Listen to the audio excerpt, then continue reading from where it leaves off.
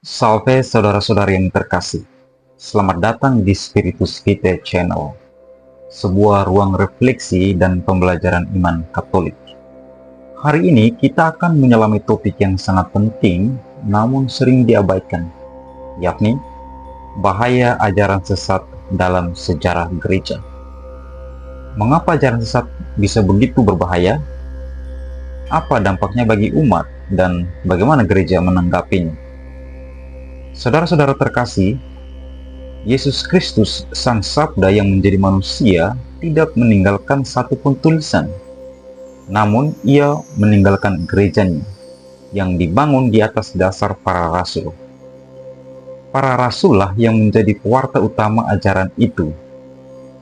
Tetapi sejak awal, gereja menghadapi tantangan. Ajaran-ajaran palsu yang mengaku berasal dari Kristus, namun menyimpang dari kebenaran, terus berdatangan. Stay tune dalam video ini karena kita akan membongkar 7 ajaran sesat yang pernah mengguncang gereja di masa awal. Ajaran-ajaran yang meskipun muncul ribuan tahun lalu, ternyata jejaknya masih terasa hingga hari ini. Apa saja ajaran itu?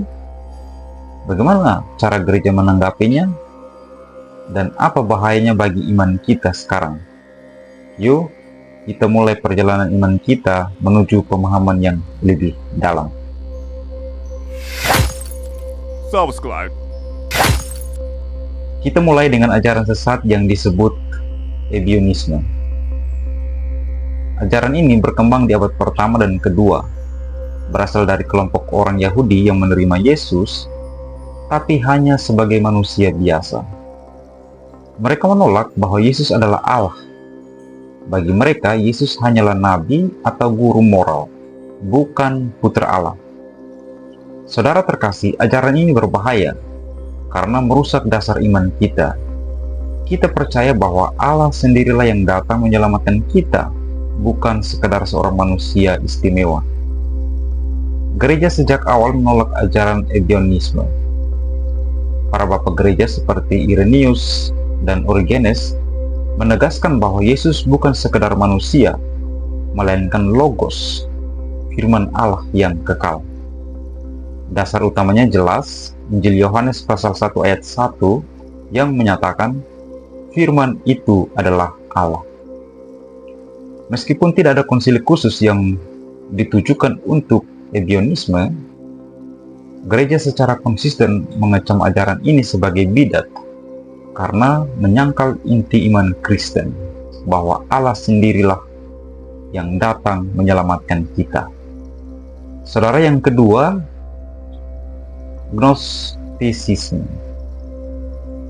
Ajaran kedua ini berpandangan bahwa dunia materi itu jahat. Karena itu, mereka menolak bahwa Yesus sungguh menjadi manusia. Bagi kaum Gnostik, Kristus hanyalah wujud ilahi yang menyerupai manusia, seolah-olah ia hanya menampakkan diri, tapi tak pernah sungguh-sungguh hadir dalam tubuh manusia. Pandangan ini dikenal juga sebagai doketisme. Dunia terbagi dua, sisi gelap dan terang. Masalahnya, kalau Kristus tidak sungguh menjadi manusia, maka ia juga tidak sungguh menanggung penderitaan kita dan keselamatan kita pun menjadi semu. Tanpa inkarnasi sejati, tidak ada penebusan sejati. Gereja menanggapi ajaran ini dengan tegas. Dalam Konsili Nikea dan melalui tulisan bapak-bapak gereja seperti Irenaeus dan Ignatius dari Antioquia, ditegaskan bahwa Yesus adalah sungguh Allah dan sungguh manusia. Ia datang ke dunia bukan hanya tampak, tapi benar-benar hadir di tengah kita. Lalu ajaran berikutnya, modalisme, atau yang dikenal juga Sabellianisme. Ajaran ini mengajarkan bahwa Allah sebenarnya hanya satu pribadi saja. Jadi mereka berusaha untuk menyamaratakan Tritunggal. Allah sebenarnya hanya satu pribadi saja, tapi dia tampil, menurut mereka, dalam 3 peran berbeda. sebagai Bapa di Perjanjian Lama, sebagai Anak saat inkarnasi Yesus, dan sebagai Roh Kudus setelah kenaikan Yesus. Jadi bagi mereka, seolah-olah Allah sedang berganti-ganti topeng, tetapi tetap satu aktor di balik semuanya. Masalahnya, ajaran ini menghapus relasi sejati di dalam Allah. Kalau hanya satu pribadi, lalu kepada siapa sang anak berdoa? Dengan siapa ia berelasi? Jadi saudara, modalisme atau sabellianisme itu menghancurkan misteri kasih dalam Tritunggal. Gereja menanggapi ajaran ini dengan serius. Kita lihat bahwa di Injil Matius pasal 3 ayat 16-17, saat Yesus dibaptis, Bapa berbicara dari langit, Anak ada di sungai, dan Roh Kudus turun seperti burung merpati. 3 pribadi hadir bersamaan. Bapak gereja seperti Santo Tertullianus, ia kemudian memperkenalkan istilah Trinitas, 3 pribadi dalam satu hakikat. Frasa satu hakikat 3 pribadi bukanlah soal angka, tapi soal misteri kasih yang hidup. Hakikat berarti, apa itu Allah? Satu keberadaan ilah yang tunggal. Pribadi berarti, siapa itu Allah? Yakni Bapa, Anak, dan Roh Kudus. Bukan 3 Allah, tapi satu Allah yang sejak kekal hidup dalam 3 pribadi yang berbeda, yang saling mengasihi dan berelasi. Lanjut, ajaran berikut yang sesat adalah Arianisme. Ajaran ini diajarkan oleh Arius, seorang imam dari Alexandria pada abad keempat. Ia mengklaim bahwa Yesus sang anak diciptakan oleh Bapa dan karena itu lebih rendah dari Allah. Arius berkata, ada waktu di mana sang anak tidak ada. Bahaya dari ajaran ini, saudara, sangat besar. Kalau Yesus bukan Allah yang sejajar, maka keselamatan kita pun goyah. Siapa yang dapat menebus dosa kita kalau bukan Allah sendiri?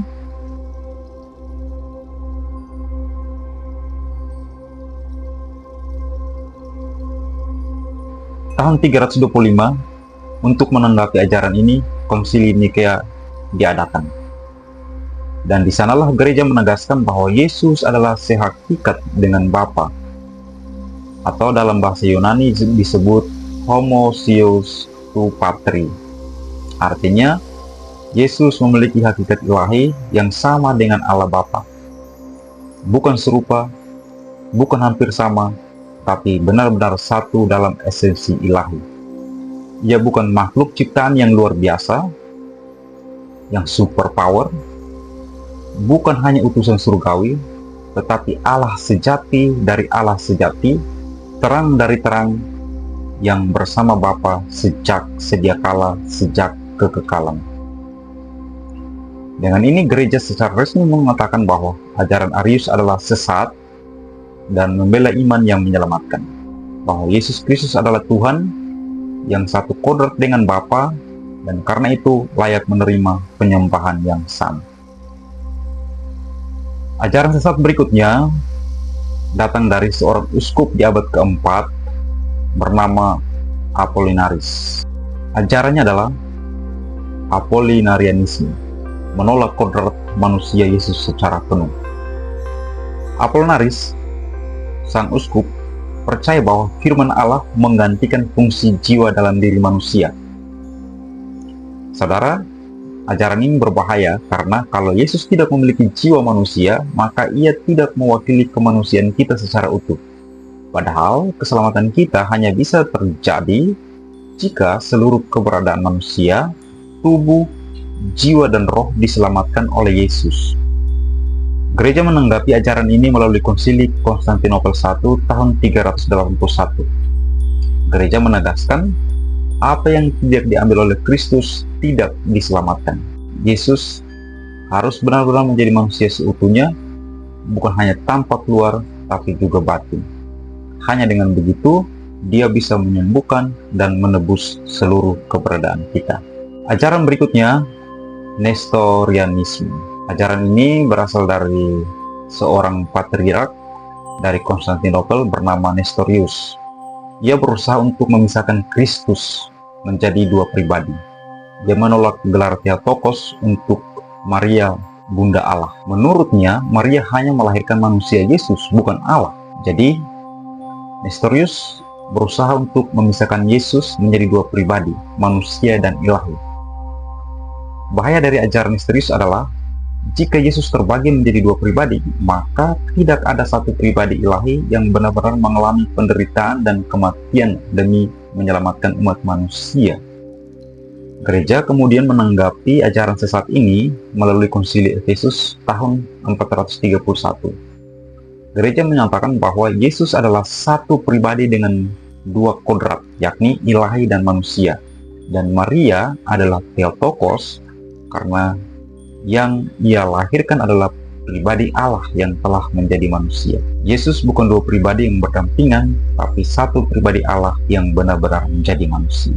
Ajaran yang ketujuh atau yang terakhir dalam video ini adalah monofisitisme. Ajaran ini menolak tegas dua kodrat Kristus. Monofisitisme berasal dari kata mono yang artinya satu dan fisis yang artinya kodrat. Ajaran ini menyatakan bahwa Yesus setelah inkarnasi hanya memiliki satu kodrat ilahi karena kodrat manusianya larut di dalam kelalaian. Jadi seperti dua gelas, satunya berisi air atau manusia, satunya lagi berisi tinta atau ilahi. Nah, ketika dicampur antara gelas yang berisi air dan tinta hingga air menghilang, melambangkan lenyapnya kodrat manusia. Nah, saudara, bahaya dari ajaran ini adalah kalau kodrat manusia Yesus hilang, maka penderitaan dan kematiannya di kayu salib tidak sungguh-sungguh dialami secara manusiawi. Tanggapan gereja melalui Konsili Chalcedon tahun 451 menjawab dengan tegas bahwa Yesus Kristus adalah satu pribadi dengan kodrat. Yesus Kristus adalah satu pribadi dengan dua kodrat, yakni ilahi dan manusia, tanpa perubahan, tanpa campur, tanpa pembagian, tanpa pemisahan. Ia sepenuhnya Allah dan sepenuhnya manusia. Hanya dengan dua kodrat ini, karya keselamatan dapat terjadi secara sempurna. Saudara-saudari, ketujuh ajaran sesat yang barusan kita lihat, meskipun terjadi di masa lampau, apakah sudah menghilang sepenuhnya? Tentu tidak. Hari ini kita masih melihat berbagai bentuk modelnya. Penolakan akan kelahiran Yesus masih dapat terjadi. Itu adalah bentuk baru dari Arianisme. Muncul gereja yang menolak Tritunggal. Itu adalah modalisme masa kini. Paham-paham spiritual tapi bukan religius. Mungkin itu adalah sisa-sisa dari gnostisisme. Jadi, mari kita teguh dalam iman. Kita timba sebanyak mungkin inspirasi melalui kitab suci, tradisi suci, dan juga melalui ajaran gereja. Karena hanya dengan berpegang pada kebenaran, kita dapat mengenal Yesus yang sejati dan mengalami keselamatan yang sejati. Terima kasih sudah menonton video ini. Sampai jumpa di video berikutnya. Salve.